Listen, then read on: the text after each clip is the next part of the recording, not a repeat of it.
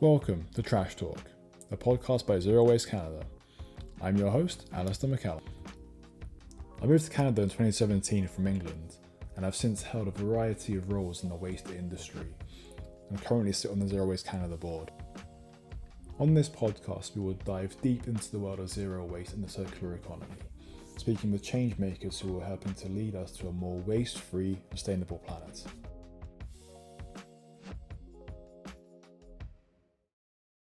Okay, Trash Talk is back for February. You got a great guest lined up, so tell us who you are and your background in waste. Hi everyone. So I'm Helene Carpentier. I am the founder of Circular Workplaces. Today, I'm here to talk, I suppose, about what I'm doing and like the book that I've written recently called Circular Procurement. Yeah, this is me in a very brief nutshell. Yeah, so what was your background and what kind of sparked your interest in waste and what's your career journey been like so far? Yes, thank you for this question. Actually, it was not my intention at all to be in the waste industry. So it's funny that I have been spending all of my working life in the waste industry, but I studied I studied business and then sustainable development, and then I knew I wanted to work in something to do with the environment. And at the time, the only job I could find was a recycling coordinator at Heathrow, and this is where it all started. Since then, I've been in this facilities management sector, focusing on waste and later on the circular economy. And I've worked across various sectors. So I started my career at Heathrow Airport in the UK and then moved across healthcare, banking. And recently I was the head of circular economy and zero waste at CBRE for about 3 years and a half. And there I helped clients globally get on the path to zero waste. And more recently, I started secular workplaces. So it's kind of my career has always been, yeah, focusing on workplaces, waste, and this is where my interest is now. Awesome, thanks for sharing. Yeah, similar start to myself. You mentioned having a kind of global focus. So I wanted to ask if you've seen any kind of key differences globally in kind of use of waste and zero waste mindsets, and where's the most opportunity you've seen globally? So when I was in CBI, I was working with our enterprise clients. So there were those clients that have got buildings in different countries. And I've also traveled quite a bit. I've lived in many places. I think same as you actually.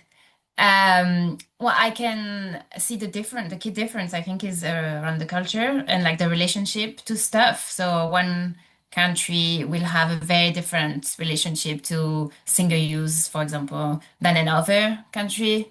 And so that's to me, a key difference. And that's not always, what we think in terms of the developed countries are better than the less developed countries, and often it's actually the opposite from Mm. what I've seen in the less developed countries. The relationship to stuff is way stronger. Like people want to keep stuff longer.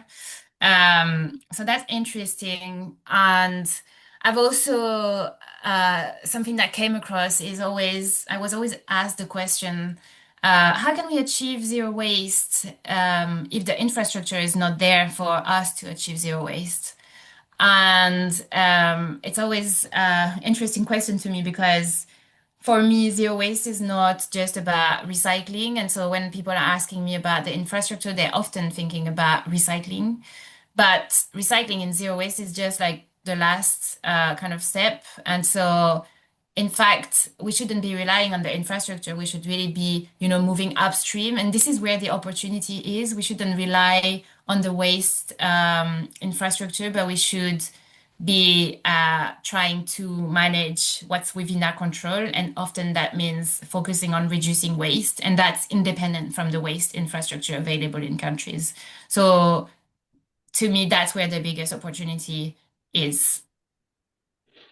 Yeah, great points. I think, yeah, different parts of the world have different priorities, and me being North American now, there's a lot of consumption happening, so there's a lot of stress on the systems, which it can be difficult to get to zero waste when everything's built up to be kind of take, make, and dispose. So hopefully there'll be some progress on those systems in the future years, and yeah, hopefully I can help drive some of that. You mentioned circular workplaces earlier on. So what sparked the idea of founding that? So I actually went through redundancy at the end of May last year and was kind of, thinking, okay, what should I do next? The thing is that I really, advocate for change within workplaces and like get people to and like teams to think upstream and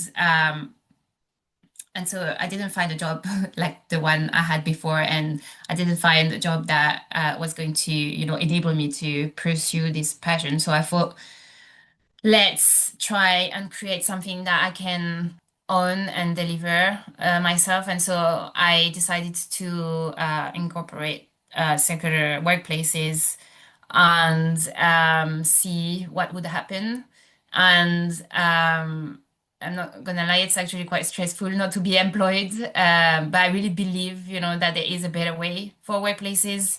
And in fact, we're starting to see, like a lot of like I mean, I'm getting a lot of visibility and a lot of traction from people. They're interested to work with me.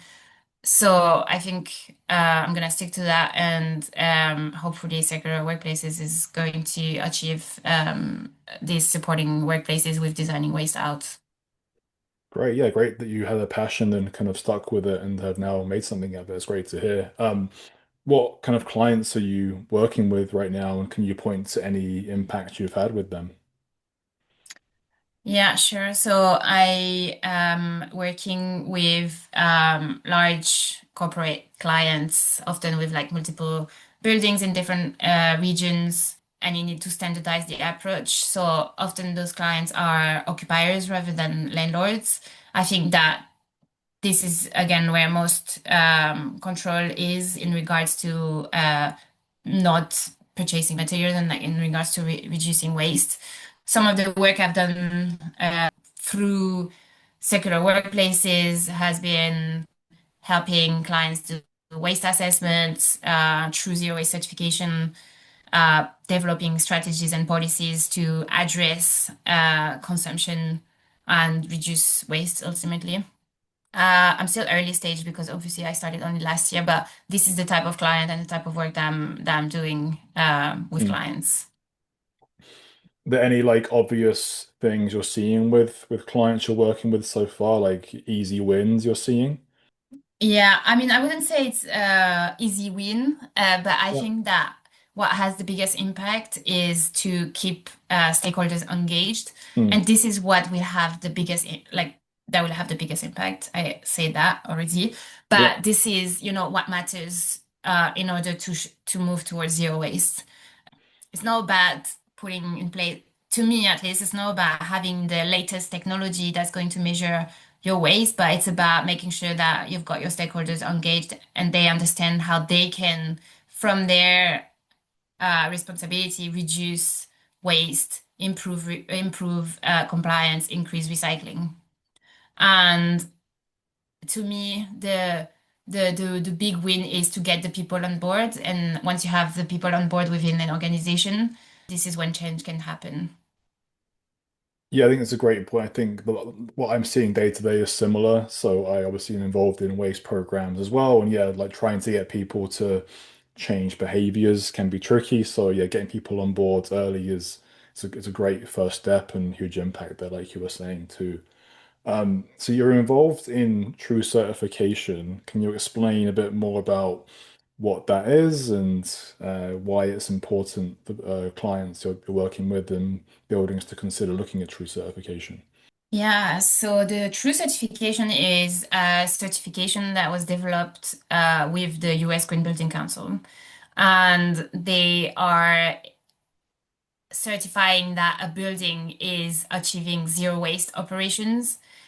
and they're basically setting the what zero waste should look like for building, and they can be applied globally.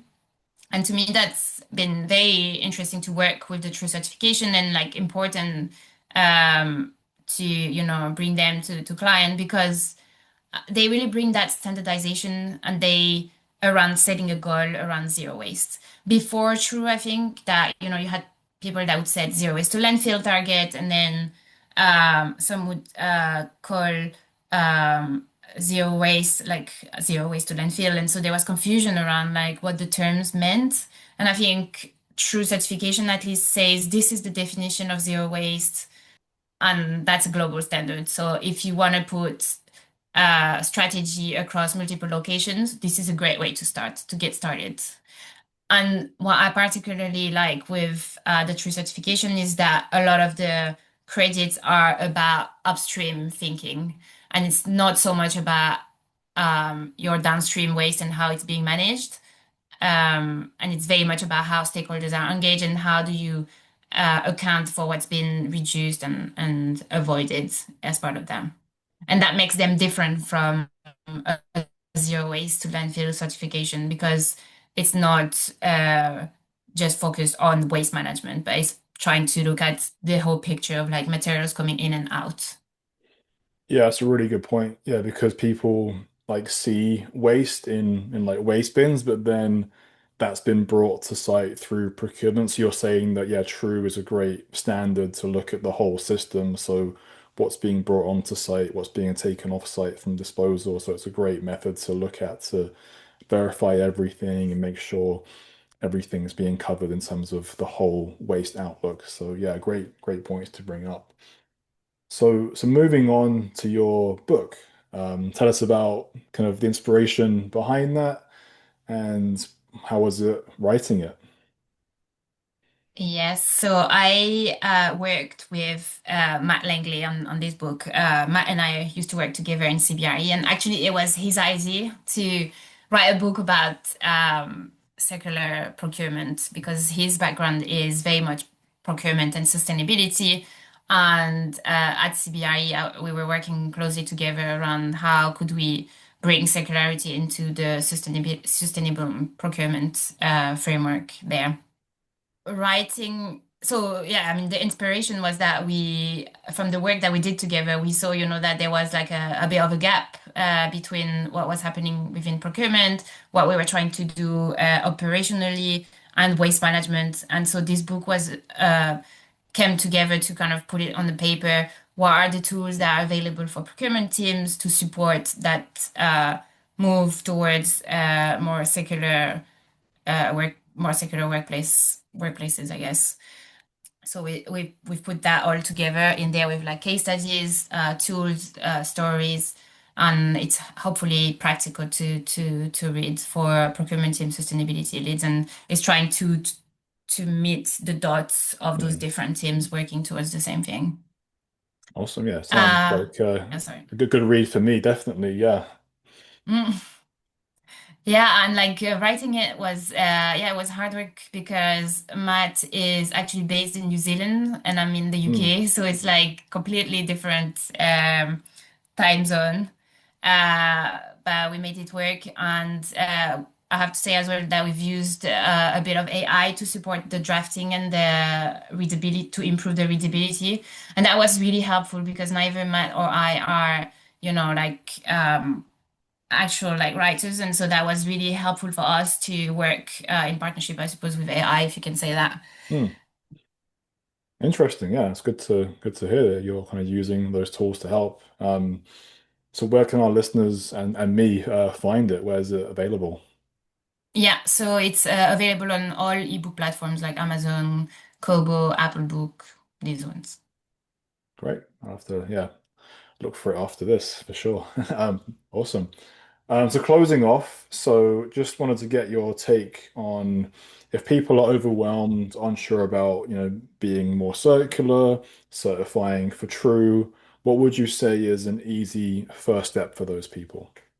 Yeah, I would say maybe try to focus on creating some level of engagement or buy-in within the organization. So people start to care.